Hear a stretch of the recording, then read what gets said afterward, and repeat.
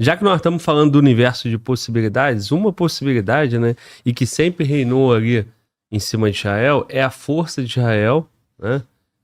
Israel é o único ali pequenininho e não é atacado por ninguém porque ele é muito forte, né? E uma dessas forças, além da inteligência do Mossad, além de toda a estrutura de Israel, é o apoio incondicional dos Estados Unidos, né? Isso.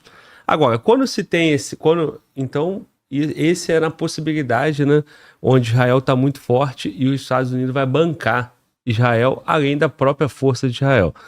Agora, quando tem um ataque, começa a ter uma leitura, né, de muitos especialistas dizendo, já não é mais a mesma coisa. Veja que lá na Ucrânia, a atenção está voltada para a Ucrânia, o governo Biden já não é tão mais forte assim, né?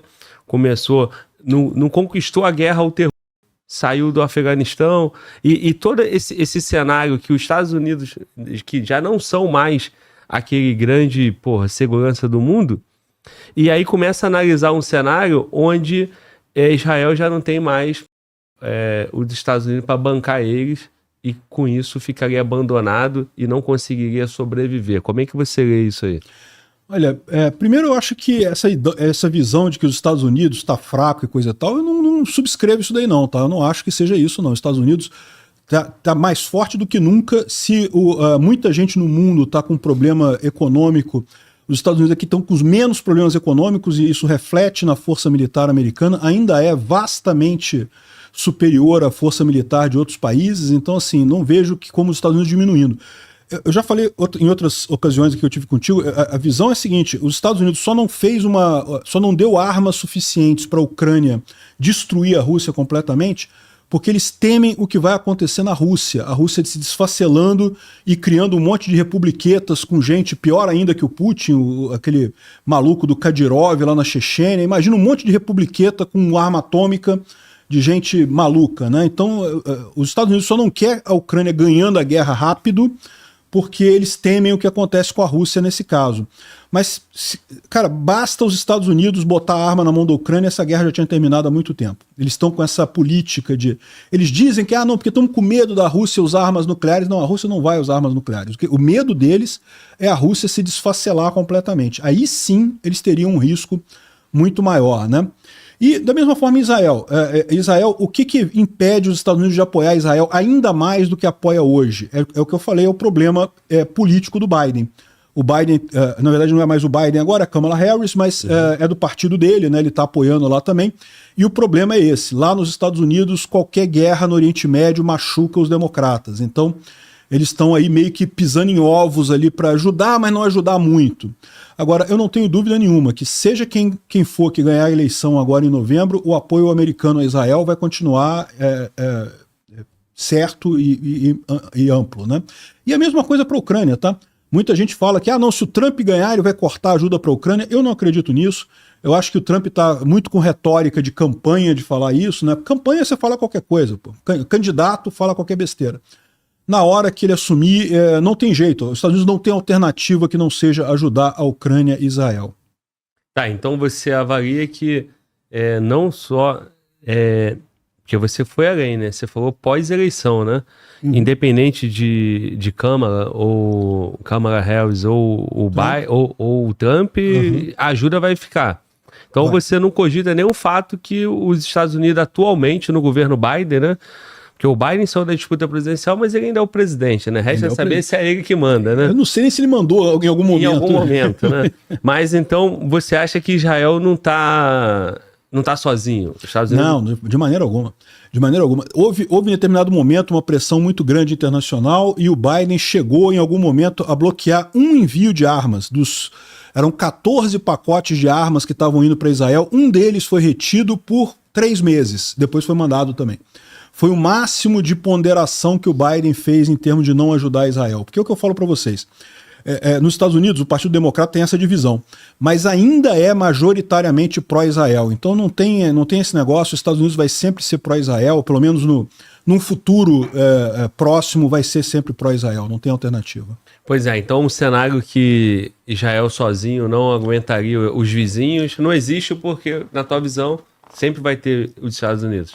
Primeiro tem a história, né? Porque Israel já foi obrigada a segurar os vizinhos dele sozinho. Em outras guerras sozinho e segurou, né? Já teve situações muito piores. É só lembrar, a guerra de 67, né? Foi todo o mundo árabe, né? Egito, Jordânia, Irã, Iraque. Foi todo mundo para cima de Israel. Israel sozinha foi lá e ganhou de todo mundo, ela conquistou território ainda. Então, Israel realmente tem uma capacidade militar autônoma muito forte. Agora, não tenha dúvidas, uma guerra prolongada é aquele problema que eu falo com você. Toda guerra, quando se torna longa o suficiente, ela vira uma guerra econômica.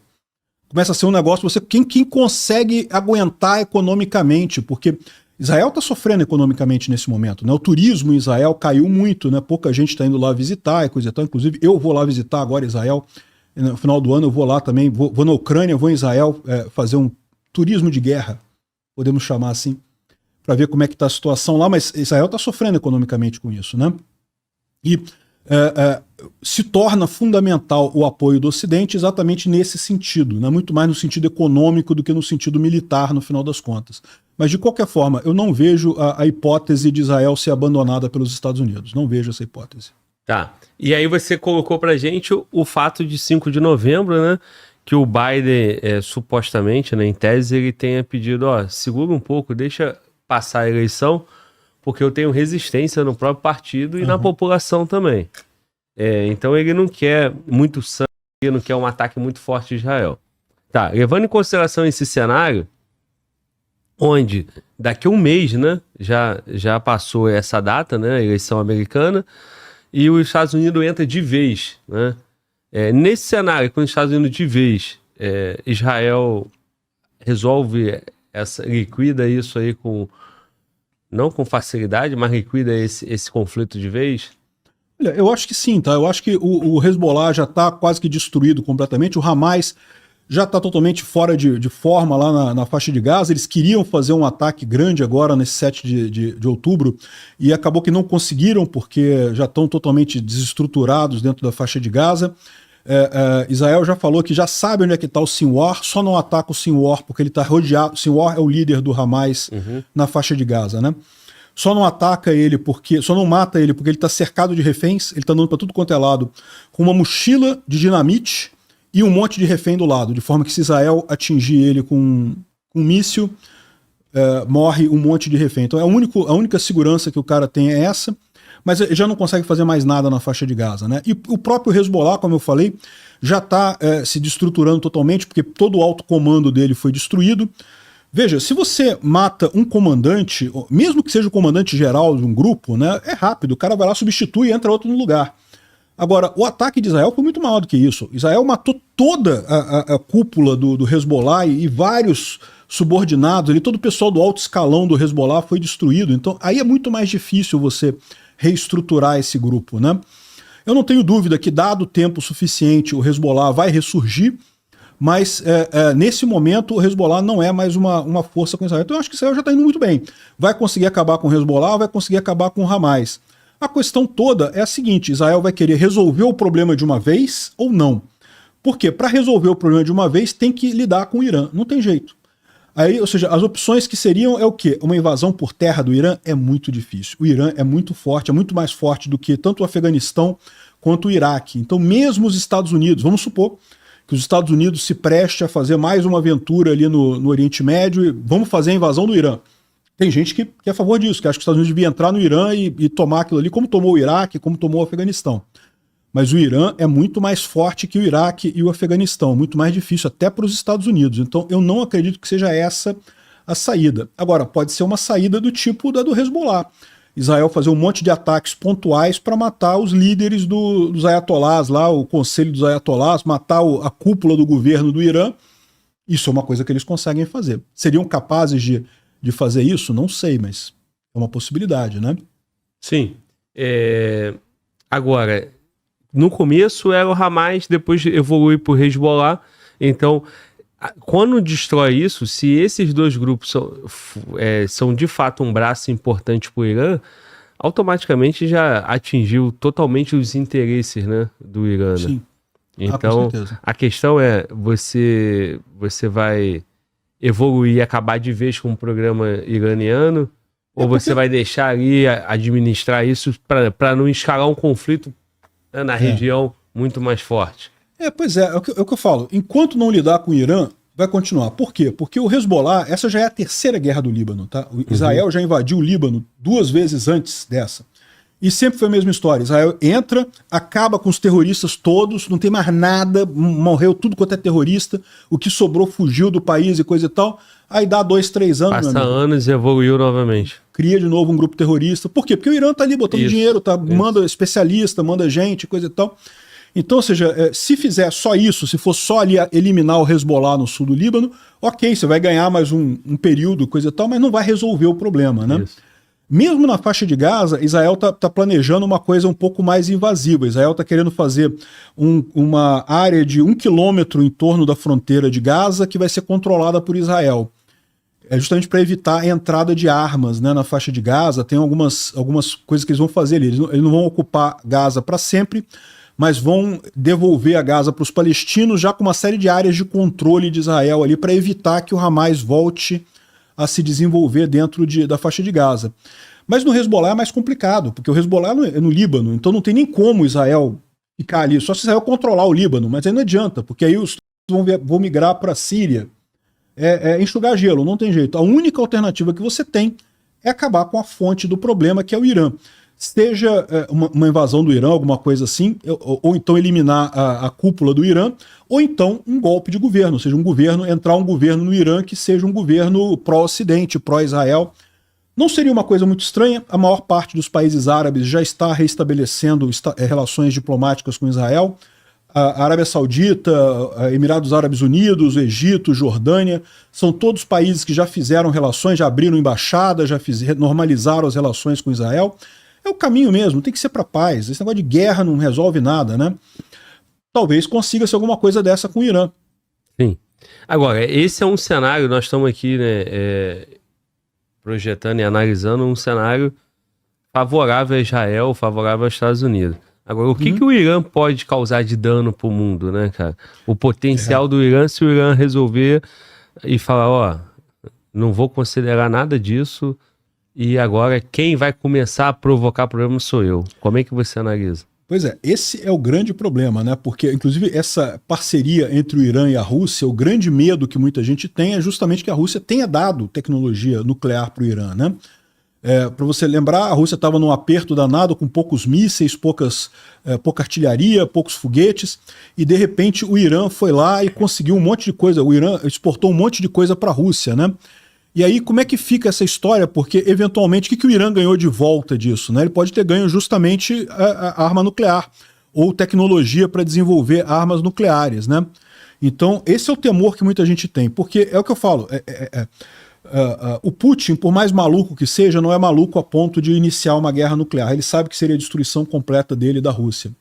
Os ayatolás, meu amigo, eu não sei não. Os ayatolás podem ser malucos a ponto de iniciar uma guerra de destruição completa. Mesmo sabendo que o Irã seria varrido do mapa com armas nucleares, eles podem se sentir tentados a atingir Israel com uma arma nuclear. Vamos supor, pior caso, a gente não sabe se isso acontece, mas vamos supor, no pior caso, que o Irã tenha uma arma nuclear muito forte, consiga lançar essa arma nuclear contra Israel e Israel não consiga abater essa arma, não consiga evitar esse ataque, acabe tendo um prejuízo sério. Não vai acabar com Israel, mas pode ter um dano muito sério, né?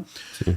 E, lógico, isso iria implicar em um revide de Israel e dos Estados Unidos, provavelmente, que iriam ir contra o Irã.